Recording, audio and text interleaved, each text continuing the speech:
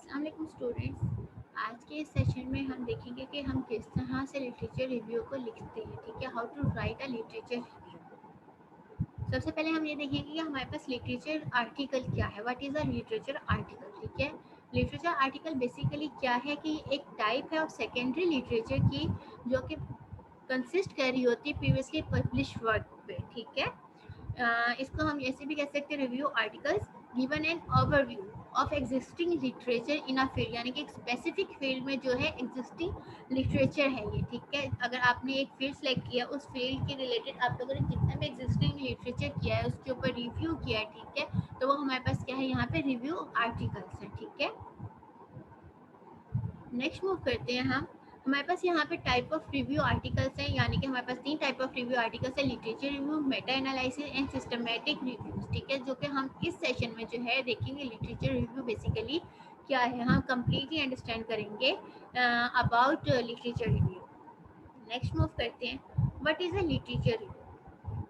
अब क्या है हमारे पास बेसिकली लिटरेचर रिव्यू क्या है, ये बेसिकली एक जो है क्रिटिकल समरी है। ठीक है, of all the publish work, जितने भी हमारे पास पब्लिश वर्क है उनकी on a particular topic, on a particular field. ठीक है, तो ये हमारे पास क्या किसी भी रिसर्च टॉपिक की एक समरी है। ठीक है, ये क्या करता है, ठीक है, it analyse specific issue, it identify trends in research, it point out research gaps in existing literature. ठीक है, यानी कि हमारे पास जो है रिसर्च गैप क्या होता है, यानी कि वो गैप है कि अब तक जिसके ऊपर कोई काम नहीं हो सका।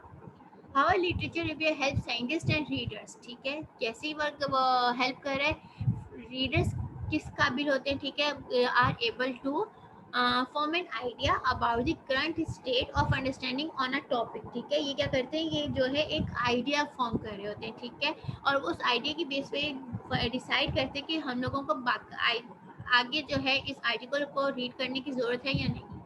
साइंटिस्ट जो है वो किस काबिल होते हैं, ठीक है, are able to learn about development in the field gap in research. ठीक है, and then identify new topics of research, जो भी उनके न्यू टॉपिक्स आ रहे होंगे रिसर्च में वो उनको आइडेंटिफाई कर रहे हैं बाय लिटरेचर रिव्यू। ठीक है, how to write a literature review. इसके पास हमारे इस टेक्निक को फॉलो करने के लिए हमारे पास 2 अप्रोचेज है, एक क्रोनोलॉजिकल है और एक थीमेटिक है। ये दोनों अप्रोचेस क्या है, इनकी डिटेल्स हम जो है नेक्स्ट स्लाइड्स में देखते हैं। ठीक है, क्रोनोलॉजिकल अप्रोच हमारे पास यहाँ पे क्या है, describe each work in session, यानी कि ये क्या है सीरीज में जो है डिस्क्राइब करता है वर्क को, यानी कि स्टेप बाय स्टेप हम जो भी काम परफॉर्म करेंगे इन सीरीज। ठीक है, उसकी बेस पे जो है ये डिस्क्राइब करता है, starting with the earliest available information, जो भी हमारे पास पहली इन्फॉर्मेशन रहेंगे उससे हम लोग इसको स्टार्ट करेंगे और सीरीज में हम अपना जो है काम परफॉर्म करेंगे। ठीक है, इसमें हमारे पास जो टिप्स गिवन है, ठीक है, for using the chronicle approaches, वो क्या है, use this structure when you want to focus on how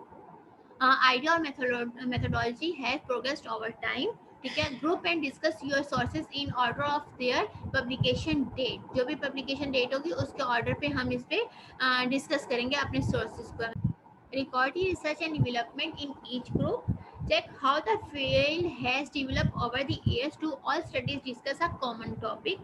Example इसमें क्या है, how models for treatment method. ठीक है, जो भी स्किन कैंसर इन चाइल्ड जो है हमारे पास जो है चिल्ड्रन, उसका ट्रीटमेंट मेथड के ऊपर जो हम लोगों ने मॉडल डेवलप किया था, ये इसकी एग्जाम्पल है। ठीक है, have develop over a specific period.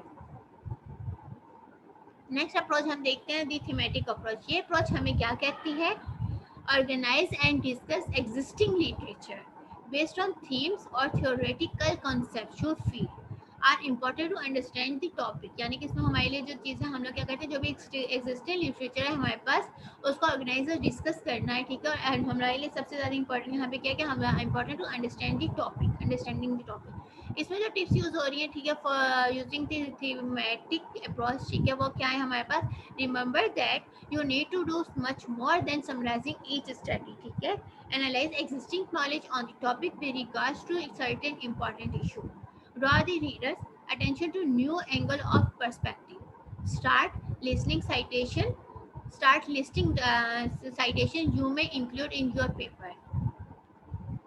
Next move है हमारे पास यहाँ पे नेक्स्ट स्लाइड में, स्ट्रक्चर ऑफ अ लिटरेचर। ये हमारे पास क्या है, स्ट्रक्चर की हम जब बात करते हैं यहाँ पे, तो हमारे पास यहाँ पे 5 स्टेजेस कह लें, 5 सेक्शंस कह लें, ठीक है, जिसके ऊपर ये कंसिस्ट कर रहा होता है। Number 1 introduction, then method, then body and discussion and conclusion, and in the last reference list, ठीक है।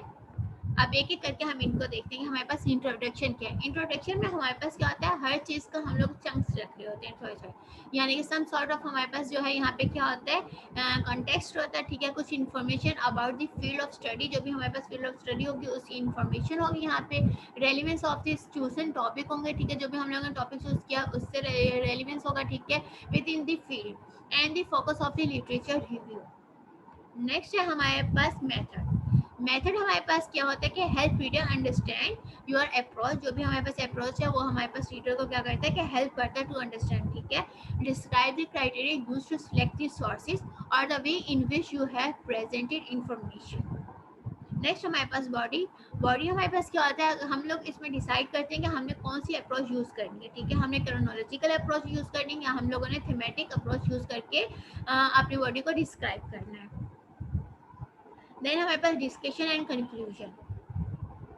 डिस्कशन एंड कंक्लूजन हमारे पास क्या होता है, जहाँ पे हम लोग जो समराइज करते हैं main contribution of significant studies को, raise and discuss questions about the topic and field, clearly mention gaps in search if any, अगर हमारे पास कोई है तो, ठीक है, and possible suggestion for further study, यानी कि यहाँ पे हम लोगों ने जो भी काम किया होता है उसको हम लोग समराइज करके बयान कर रहे होते हैं, ठीक है। एंड देन हमारे पास अगर कोई और फर्दर गैप आ रहा है तो हम उसको भी यहाँ पे डिफाइन करते हैं कि हम लोग जैसे हम कुछ कह देते हैं हमने ये अब तक काम परफॉर्म किया है, ये अब तक हमसे काम परफॉर्म नहीं हो सका, तो वो हम यहाँ पे डिस्कस करते हैं और हम लोग अपना फ्यूचर स्टडी भी बता देते हैं कि नेक्स्ट जो हमारे पास फॉर एग्जाम्पल ये एक गैप रह गया, ये क्वेश्चन रह गया, इस क्वेश्चन के ऊपर हम नेक्स्ट अपना लिटरेचर रिव्यू करेंगे, अपने रिसर्च करेंगे, ठीक है। तो इस तरह से हम लोग यहाँ पे डिसाइड कर लेते हैं। देन हमारे पास जो है रेफरेंस लिस्ट होती है, ये आप सब इस बात से बहुत अच्छी तरह से अवेयर हैं कि हमारे पास क्या है, ठीक है। Prepare complete reference list that include every important detail of all the sources you have referred to, ठीक है, जहाँ से आपने इंफॉर्मेशन हासिल किया उन सबका आपको यहाँ पे रेफरेंस देना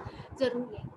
देन हमारे पास नेक्स्ट है फाइनल चेकलिस्ट, जहाँ पे हम लोग ये इंक्लूड करेंगे कि हमारे पास क्या क्या चीज़ें होनी चाहिए, ठीक है, क्या क्या हमारे पास जो है एक रिसर्च टॉपिक को लिखते हुए हमारे पास क्या चीज़ इंपॉर्टेंट है, ठीक है। उसमें से हमारे पास चेकलिस्ट में वन क्या है, चूज द राइट टॉपिक, यानी कि हमारे पास राइट टॉपिक ऐसा होना चाहिए जो कि इम्पॉर्टेंट भी हो, जो कि इंटरेस्टिंग भी हो फॉर एवरी रीडर।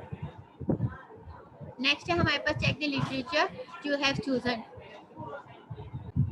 इसमें हमने मॉनिटर करना होता है paper you have chosen to review, ठीक है। हम लोगों का अगर बिब्लियोग्राफी में कोई चेंजिंग करनी है हम वो कर सकते हैं, ठीक है। और कंप्लीट रेफरेंस लिस्ट बनानी है, जो कि हम लोग ऑलरेडी जब हम लोगों ने इसका स्ट्रक्चर देखा तो उसमें ये चीज़ डिफाइन किया कि हमारे लिए इंपॉर्टेंट है कि हमारे जो फिफ्थ टॉपिक है, एक फिफ्थ हेडिंग है, वो हमारे पास क्या है, रेफरेंस लिस्ट की है।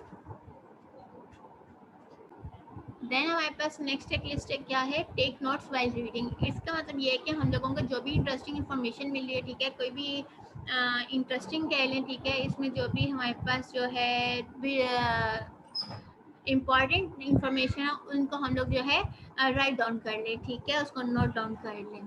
देन हमारे पास decide the format of your review, ठीक है। इसमें हम लोग क्या कह रहे हैं कि decide whether you should use a thematic, जो भी हमारे पास अप्रोच हम लोग यूज कर रहे हैं, ठीक है, चाहे वो थीमेटिकल चाहे क्रोनोलॉजिकल अप्रोच है, based on the amount and type of material you have, ठीक है। देन हमारे पास क्या, keep the focus specific and interesting general. Now, while you focus on a specific topic, make sure you review it's also relevant to a broader audience, यानी कि हम लोग broader audience को देख के who may want to know more about the field।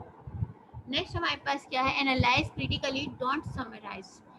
ये क्या कहते हैं, cover the main finding in the review field, include topics that are most debated, add your own thoughts instead of reporting what has been said, ठीक है। इसमें यानी कि आपके लिए ज़्यादा इंपॉर्टेंट है कि आप अपने थॉट्स इसमें ऐड करें, ठीक है। Get the structure right source, use of fall flow chart. ये बात आप लोग बहुत अच्छे से जानते हैं, ठीक है, कि हाँ आप लोग भी अपने जो फाइनल ईयर प्रोजेक्ट की जो रिपोर्ट है उसमें भी आप लोग फ्लो चार्ट्स, ठीक है, मैप्स वगैरह, ठीक है, ये सब चीज़ें ऐड कर रहे होते हैं। तो ये यहाँ पे भी यही बात की जा रही है, use of flow chart to map the follow flow of idea in your literature review and ensure that readers get a critical overview of the research in the field. Relevant feedback, ठीक है, seek feedback from colleagues and peers, यानी कि यहाँ पे आप लोगों ने क्या करना है, फीडबैक लेना है फ्रॉम कॉलीग्स एंड पीयर्स से, सम सीनियर्स से, ठीक है। इसके लिए ज़्यादा बेहतर ये है कि हम लोग जो है, जो भी हमारा लिटरेचर रिव्यू है, जो भी हमारा रिसर्च पेपर है, वो हम अपने सीनियर्स को दिखा के उसको चेक कर लें बिफोर पब्लिकेशन, ठीक है, कि ये एक पब्लिकेशन के लिए बेहतर है, यानी जो भी उसमें ऑब्जेक्टिव है, जो भी उसमें चेंजिंग करने की जरूरत पड़े, ऑब्वियसली बात है हमारे सीनियर जो है वो आप लोगों या आपके टीचर्स हैं, आपके जो भी इससे रेलिवेंट फील्ड से रेलिवेंट जो सीनियर्स कहा जा सकता है, ठीक है, वो आपको बेटर आइडिया दे सकते हैं कि आपने जो रिसर्च किया है, जो आपने लिटरेचर किया है, वो ठीक है या नहीं, ठीक है, जो भी उसके अंदर चेंजिंग वगैरह करने को बोलें तो वो आप इसीलिए कह सकते हैं। बी ऑब्जेक्टिव, बी ऑब्जेक्टिव कहता है avoid sounding as such you are overly critical और in favour of previous research.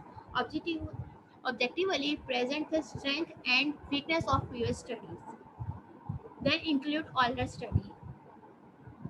ये क्या कहता है, it is not necessary to only include the latest study in your review, ठीक है, आप लोग यहाँ पे सिर्फ लेटेस्ट स्टडी को इंक्लूड नहीं करें, बल्कि आप लोग क्या करें, इंक्लूड करें कुछ प्रीवियस स्टडी को भी, ठीक है, include older paper that made a high impact और that discuss the topic you are interested in. तो यह आपके लिए ज़्यादा बेहतर है कि आप जो है लेटेस्ट इंफॉर्मेशन के साथ साथ जो है कुछ ऑल्डर पेपर्स जिनका हाई इम्पैक्ट हो, वो भी अपने लिटरेचर रिव्यू में विद रेफरेंस इंक्लूड करें।